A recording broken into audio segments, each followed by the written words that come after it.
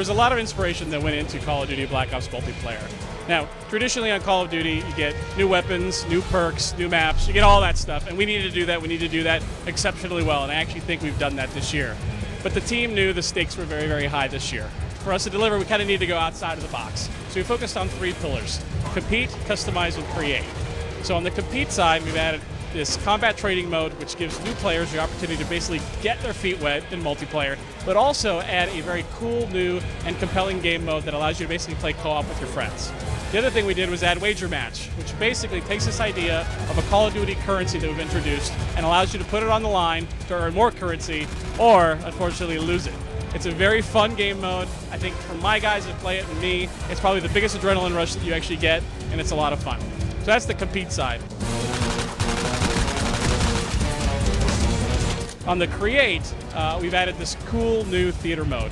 And the way the theater mode works is that you can go into your basically all your recent games, and you can play any game back as a video that you actually played. Now the cool part is it's got full DVR controls and camera controls. So I load up the match, I can go in third person, first person, break the camera, follow my guy around, and I can follow any other player around. So let's say I'm playing with someone who's really good. I'm like, wow, how does he do all this stuff? What's his loadout? I can just break the camera and follow him around and see how he plays. There's also another cool component to theater as well.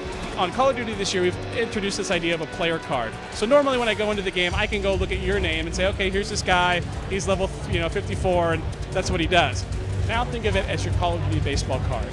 What you can do is you have 6 slots that you can put all of your different theater modes that you've made and put them on your player card. So let's say you had an awesome kill streak, or you made a cool video that you mashed up with the theater editor.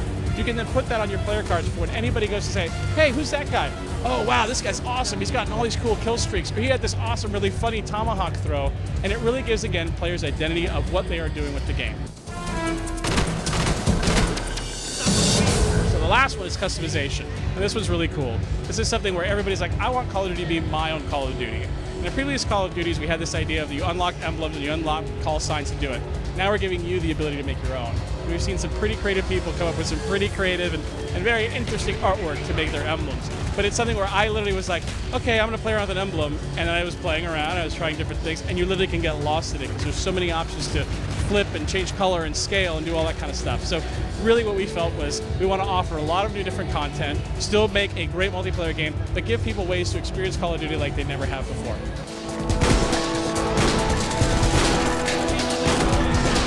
Combat training was actually something, as they mentioned, was a development tool to see how multiplayer worked, how the enemies, how things were behaving within the world.